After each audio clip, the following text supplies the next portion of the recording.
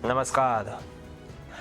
आज रात को मैं ईरान की पूरी सभ्यता को खत्म कर दूंगा। इस दुनिया में ईरान जैसा कोई देश है, ये अस्तित्व ही मिटा दूंगा। ये शब्द मेरे नहीं है, ये शब्द थे अमेरिकी राष्ट्रपति डोनाल्ड ट्रंप के, जिन्होंने दावा किया था कि आज रात को मैं पूरी दुनिया में से ईरान का नक्शा ही मिटा दूंगा, पूरी सभ्यता को खत्म कर दूंगा। हालांकि मुझे पता था कि डोनाल्ड ट्रंप बोलते कुछ और है, करते कुछ और है। आज कुछ बोला है, कल कुछ और बोलेंगे, और कुछ हद तक ये अमेरिका का भी यही स्वभाव है, और हुआ बिल्कुल वैसा ही। अगले दिन जब उठा तो ईरान तो वैसे का वैसा ही था, युद्ध खत्म हो चुका था।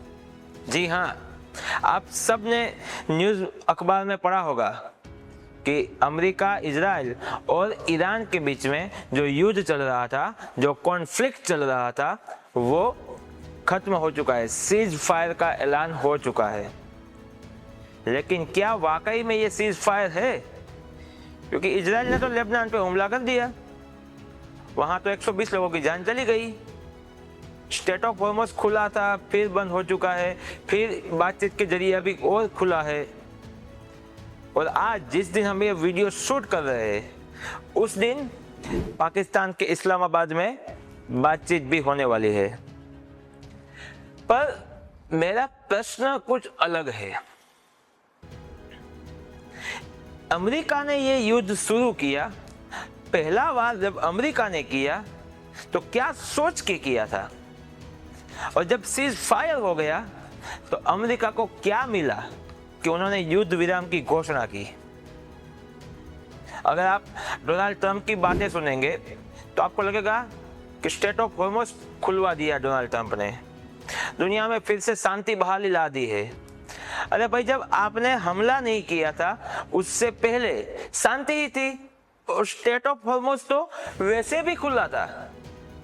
आपने तो एक आधिकारिक तौर पर उसको अधिकार दे दिया है ईरान को कि भाई आप भविष्य में कभी भी इसको बंद कर सकते हैं।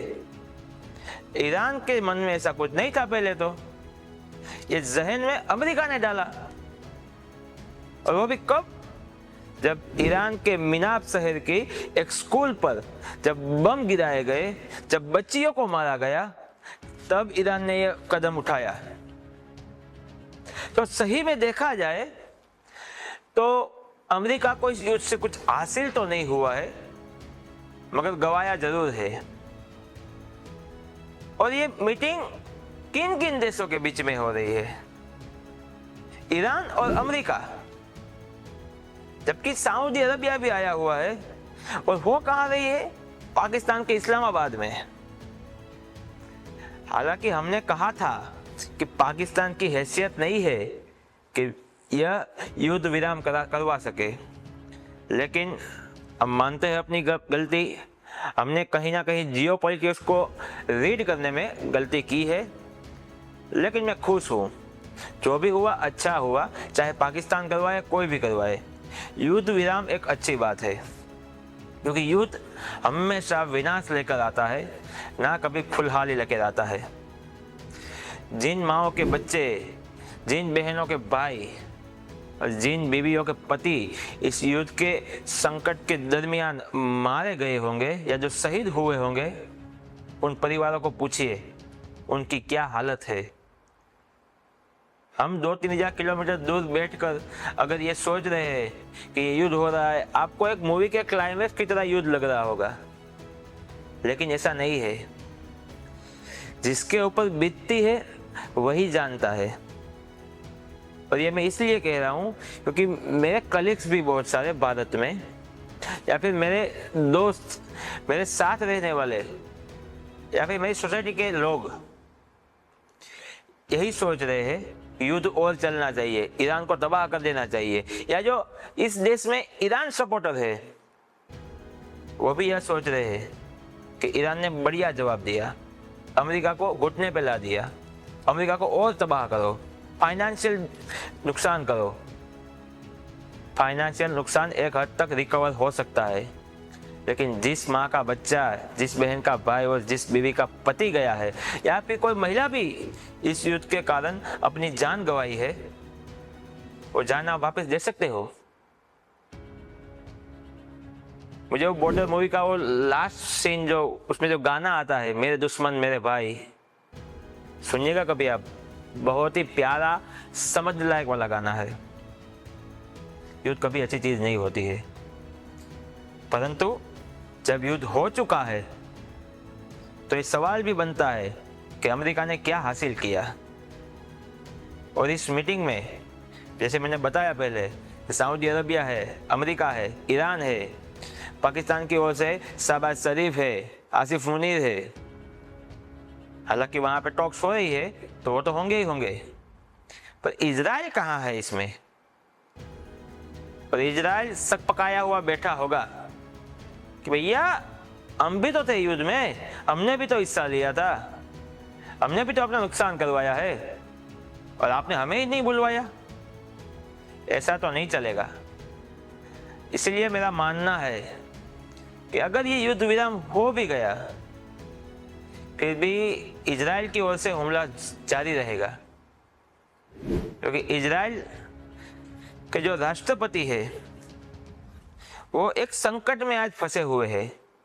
उन पर एक बहुत बड़े घोटाले का आरोप है, और जब तक युद्ध चलेगा तब तक ना वहां की पार्लियामेंट्री, ना वहां की जुडिशरी बेंजामिन नेतन्याहू पर कोई भी केस लागू नहीं कर सकती है, क्योंकि युद्ध का समय है, संकट का समय है, इमरजेंसी का समय है। इस समय में आप अपने वड़ा प्रधान या राष्ट्रपति को चेंज करना नहीं चाहेंगे, या उस पर जुडिशरी बिठाकर मुकदमा दायर करना नहीं चाहेंगे, और ये अनुमान सारे देश करते हैं। इसलिए बेंजामिन नेतन्याहू का तो यह फायदा ही है कि युद्ध और लंबा चले, क्योंकि उनके घर के लोग तो नहीं मर रहे हैं, मर रहे हैं आम आदमी, छोटे छोटे बच्चे, बुजुर्ग महिलाएं, किसी ने नई नई शादी की है, नया जीवन का आनंद लेना चाहते हैं, दुनिया को देखना चाहते हैं, जीना चाहते हैं। उन छोटे बच्चों की तो क्या गलती रही होगी, लेकिन बेंजामिन नेतन्याहू को अपनी कुर्सी बचानी है। और डोनाल्ड ट्रंप तो आदमी यार, संघ की आदमी, उसको के बारे में क्या बात करना यार। कभी कुछ बोलता है, कभी क्या बोलता है। पाकिस्तान को बोल रहा है कि आप मीडिएटर बनिए और इस पूरे मामले को सॉर्ट आउट कीजिए। अब पाकिस्तान खुद अफगानिस्तान के साथ लड़ रहा है, खुद के मसले उससे सॉर्ट आउट नहीं हो रहे। पाकिस्तान क्या सॉर्ट आउट करेगा? ये पाकिस्तान की चाल नहीं है। ये जो युद्ध विराम हुआ है, जहां तक मैं जियोपॉलिटिक्स को समझता हूं या फिर इस पूरे मामले को मैंने देखा, मुझे लगता है इस मीडिएटर का असली कोई अगर हकदार है तो चाइना है, क्योंकि चाइना को पता था अगर अब स्ट्रेट ऑफ हॉर्मुज नहीं खुला तो चाइना का भी नुकसान तो है ही, लेकिन अमेरिका और सटीक वार कर सकता है और स्ट्रेट ऑफ हॉर्मुज ईरान के हाथ से निकल सकता है। और अगर एक बार स्ट्रेट ऑफ हॉर्मुज अमेरिका के हाथ में चला गया तो फिर चाइना को बड़ी दिक्कतें हो सकती है। इसीलिए चाइना ने ईरान के साथ बातचीत कर कर यह कहलवाया कि अब युद्ध विराम का सही समय आ चुका है। अगर आपको लगता है कि कोई थक चुका है, किसी का नुकसान हो रहा है, तो इस बात से घंटा किसी को फर्क नहीं पड़ता। बात करते हैं अब हमारे देश की। हमारे देश की सत्ताधारी पार्टी या फिर सरकार कह लीजिए, बड़ी चोट में थे कि अगर कोई युद्ध रुकवा सकता है तो इंडियन गवर्नमेंट रुकवा सकती है, और कुछ हद तक ये बात सच भी थी। लेकिन जब पाकिस्तान ने मीडिएटर बनकर युद्ध विराम की घोषणा की तो आपको उस बात को सराहना चाहिए, चाहे वो दुश्मन मुल्क हो, चाहे वो कॉम्पिटिटर्स हो, चाहे वो कितना भी विरोधी क्यों ना हो। अगर पाकिस्तान ने युद्ध विराम करवाया है तो एक अच्छी बात है, चाहे पाकिस्तान ने करवाया हो चाहे किसी भी देश ने करवाया हो। लेकिन आपकी मीडिया, सरकारें, इवन हमारे जो विदेश मंत्री है, जो फॉरेन मिनिस्टर है, वो तक ये बोल देते हैं कि पाकिस्तान तो एक दलाल देश है। तो जब आपके प्राइम मिनिस्टर बोल रहे थे कि मैंने यूक्रेन और रशिया के युद्ध रुकवाया है, तो वो क्या दलाल थे? क्या मेरे देश का प्राइम मिनिस्टर दलाल था उस टाइम पर? अगर पाकिस्तान करवाए तो वो दलाल, पर हम करवाए तो विश्वगुरु। ये तो वही बात होगी, मैं करूं तो साला कैरेक्टर ढीला है, ऐसा तो नहीं चलेगा। तो सच है उसको सच की तरह पेश भी आना चाहिए। अगर आप में गट्स नहीं है, हिम्मत नहीं है सच को स्वीकार करने की, तो फिर आप इस इंटरनेशनल जियोपॉलिटिक्स के लायक भी तो नहीं है। आपने क्या उखाड़ा इस 3 साल में? जब से यूक्रेन रशिया युद्ध शुरू हुआ, उसके बाद इजराइल और लेबनान का युद्ध शुरू हुआ, उसके बाद इजराइल, अमेरिका और ईरान का भी युद्ध शुरू होने के बाद खत्म हुआ, इंडिया ने क्या किया? आपको जब रशिया से सस्ता तेल मिल रहा था आपने खरीदा, अच्छी बात भी है। लेकिन अमेरिका ने जब सैंक्शन लगाए, जब मना कर दिया कि आप नहीं खरीद सकते वरना हम आपका बुरा हाल कर देंगे, तो आप डर भी गए। आपने रशिया से खरीदना बंद कर दिया, आपने वेनेजुएला से खरीदा, और वो भी उतना हार्ड तेल जो भारत की रिफाइनरी प्रोसेस करने में ज्यादा खर्चा कर देगी, लेकिन फिर भी आपने किया। फिर जब ईरान और अमेरिका का युद्ध शुरू हुआ, उसके बाद जब अमेरिका ने कहा कि हम भारत को 1 महीने की परमिशन देते हैं कि आप रशिया के पास से तेल खरीद सकते हैं, तो फिर भी आप चुप रहे कि भाई हम किससे तेल खरीदेंगे, नहीं खरीदेंगे, उसकी परमिशन देने की जरूरत आपको नहीं है। हम इतने सक्षम हैं। 1947 में अगर हमने आजादी प्राप्त की है तो इसीलिए नहीं की थी कि हम अमेरिका की जी हजूरी करें। लेकिन यहां पे जी हजूरी खुले आम चल रही है।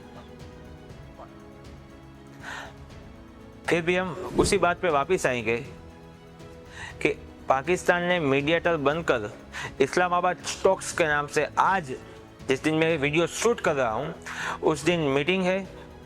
सारी पार्टियां एक साथ मिलकर इस बात का एक अंतिम और अच्छा निर्णय निकालेगी, ये मेरी आशा है। और भारत इन सभी संभावनाओं को एक्सेप्ट करेगा, और अगर विपरीत संकट आने लगे, विपरीत परिस्थितियां अगर खड़ी हो जाए, तो भारत अपने लिए जो अपनी फायदे है, जो अपनी जनता के लिए जो जरूरियात की चीजें हैं, उसके लिए भी सक्षम खड़ा हो, यही मेरी आशा है। और भारत सरकार से यही मेरा अनुरोध है। धन्यवाद।